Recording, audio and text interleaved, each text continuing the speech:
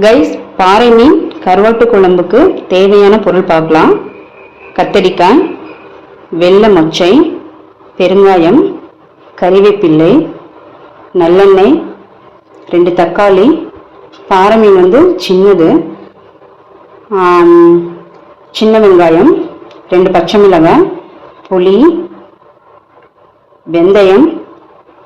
மசாலா பார்த்தீங்கன்னா 2 ஸ்பூன் மல்லித்தூள், 1 ஸ்பூன் மிளகாய்த்தூள், 1/4 ஸ்பூன் மஞ்சள் தூள், 2 ஸ்பூன் எல்லாம் கலந்த குழம்புத்தூள். ஓகேங்களா?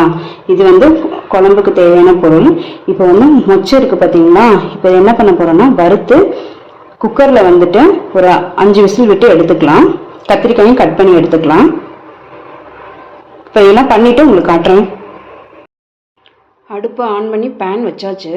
இப்போ காஞ்சதும் மொச்சை போட்டு வறுத்துக்கலாம்.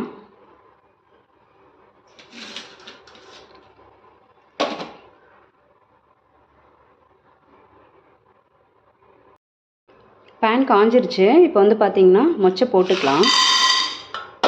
நான் உங்களுக்கு வறுத்துட்டு காட்டுறேன். மொச்சை இந்தளவுக்கு வறுத்தாச்சு. இப்போ குக்கரில் சேர்த்துட்டு மூடி போட்டுக்கலாம். 5 விசில் விட்டு எடுக்கணும். ஆல்ரெடி தண்ணி வச்சிட்டேன். இப்போ போட்டுக்கலாம். குக்கர் மூடி போட்டுட்டு உங்களுக்கு காமிக்கிறேன். மொச்சை வேகிறதுக்கு பார்த்தீங்கன்னா நம்ம குக்கரில் இது போட்டாச்சு. அது வேகட்டும். இப்போ இந்த பக்கம் பார்த்தீங்கன்னா புளி ஊற வச்சாச்சு. கத்திரிக்காய் நம்ம கட் பண்ணி எடுத்துக்கலாம். தக்காளி மிக்சியில் போட்டு அடித்து எடுத்துக்கணும். இப்போ எல்லாம் பண்ணிவிட்டு உங்களுக்கு காமிக்கிறேன். மொச்சை வேக வச்சா இல்லையா, 5 விசில் வந்துருச்சு. அடுப்பை ஆஃப் பண்ணிக்கலாம். இப்போ எடுத்துகிட்டு குழம்பு தாளிக்கிறதுக்கு ரெடி பண்ணிடலாம். குழம்புக்கு ரெடி பண்ணிக்கலாம். அடுப்பை ஆன் பண்ணிக்கிறேன். அடுப்பு ஆன் பண்ணியாச்சு. பேன் காயட்டும். பேன் காஞ்சிருச்சு. இப்போ இந்த டைமில் பார்த்தீங்கன்னா செக்கில் ஆட்டின நல்லெண்ணெய்,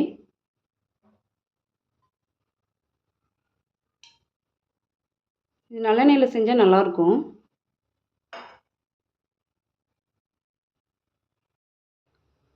எண்ணெய் காஞ்சிருச்சு. வெந்தயம் போட்டுக்கலாம்.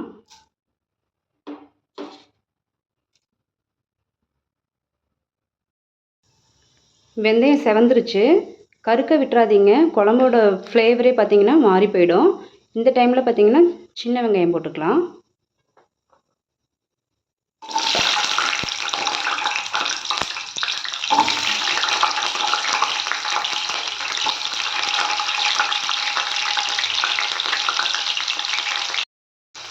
வெங்காயம் பார்த்தீங்கன்னா இந்தளவுக்கு நல்லா வணங்கிடுச்சு.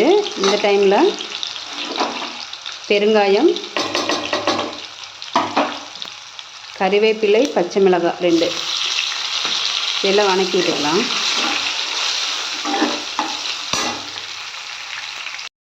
இந்த டைமில் பார்த்தீங்கன்னா அரைச்சி வச்ச தக்காளி விழுது சேர்த்துக்கலாம். 2 தக்காளி அரைச்சிருக்கேன்.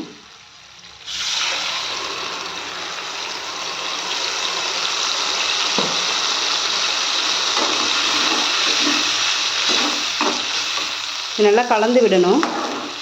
கொஞ்சம் பச்சை வாசனையெல்லாம் போகட்டும். தக்காளி பச்சை வாசனை போய் இந்தளவுக்கு வணங்கிடுச்சு. இந்த ஸ்டேஜில் பார்த்தீங்கன்னா கத்திரிக்காய் சேர்த்துக்கலாம். கத்திரிக்காய் இப்படி மொந்தமாக வெட்டிக்கோங்க. பெரிய சைஸாக ஒரு கத்திரிக்காயை 4ஆக வெட்டிக்கோங்க. அப்போ தான் கருவாட்டில் ஊறும்போது நல்லா சாப்பிட்றதுக்கு நல்லாயிருக்கும். இப்போ இதோட சேர்த்துக்கலாம்.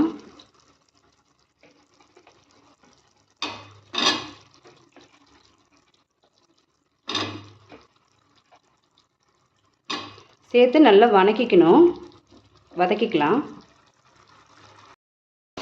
கத்திரிக்காய் நல்லா இந்தளவுக்கு வணங்கினதும் நம்ம என்ன பண்ணுறோன்னா, வேக வச்சுருக்கோம் இல்லையா, மொச்சை அதோட சேர்த்துக்கலாம். சேர்த்துட்டு நல்லா கிளறி விட்டுக்கலாம்.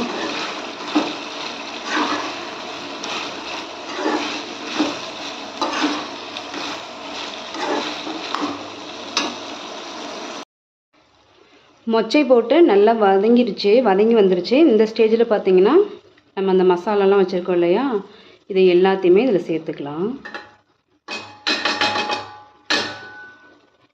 சேர்த்துட்டு நல்லா அந்த மசாலாலாம் கத்திரிக்காயிலெல்லாம் நல்லா இதுவாகிற மாதிரி கிளறி விட்டுக்கலாம்.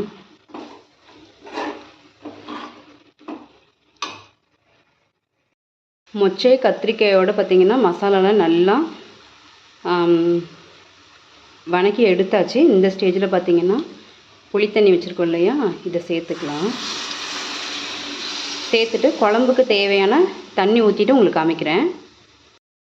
குழம்புக்கு தேவையான தண்ணி எல்லாம் ஊற்றியாச்சு. இப்போ உப்பு போட்டுட்டு நம்ம மூடி போட்டு உங்களுக்கு காமிக்கிறேன். உப்பு தேவையான அளவு உப்பு போட்டுக்கோங்க. நல்லா கலந்து விட்டுக்கோங்க. கலந்து விட்டுட்டு மூடி போட்டுக்கலாம். கொதி வந்ததும் பார்க்கலாம். மூடி போட்டேன். கைஸ், குழம்பு மூடி போட்டிருந்தோம் இல்லையா, இப்போ கத்திரிக்காயெல்லாம் நல்லா வெந்துடுச்சா அப்படின்னு சொல்லிட்டு திறந்து பார்க்கலாம்.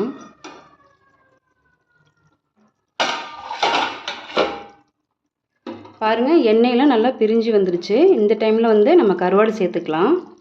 கருவாடு நான் ஏற்கனவே நல்லா ஊற வச்சு பாருங்கள், ஊற வச்சு நான் கட் பண்ணி நல்லா கழுவி வச்சுருக்கேன். இப்போ சேர்த்துக்கலாம்.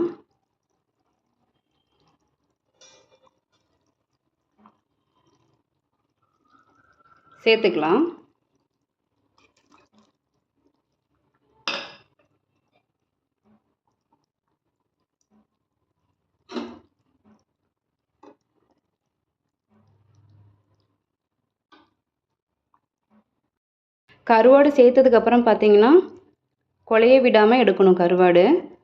ஓகேங்களா? ஒரு 2 மினிட்ஸ் ஆனதும் நான் உங்களுக்கு காமிக்கிறேன். கருவாடு போட்டதுக்கப்புறம் நான் மூடி போட்டிருக்கேன். ஒரு 2 மினிட்ஸ் ஆகட்டும், அப்புறம் நம்ம பார்த்துக்கலாம். கைஸ், கருவாடு போட்டு 2 மினிட்ஸ் ஆச்சு. நம்ம ஓப்பன் பண்ணி பார்த்துக்கலாம். கொஞ்சம் பார்த்து எடுக்கணும். பார்த்தீங்களா, குழம்பு நல்லா எண்ணெயெல்லாம் பிரிஞ்சு மனம் அல்டிமேட்டாக இருக்குது. இப்போ நான் அடுப்பை ஆஃப் பண்ணிவிட்டு நான் ஒரு பவுலில் மாற்றிட்டு உங்களுக்கு காமிக்கிறேன்.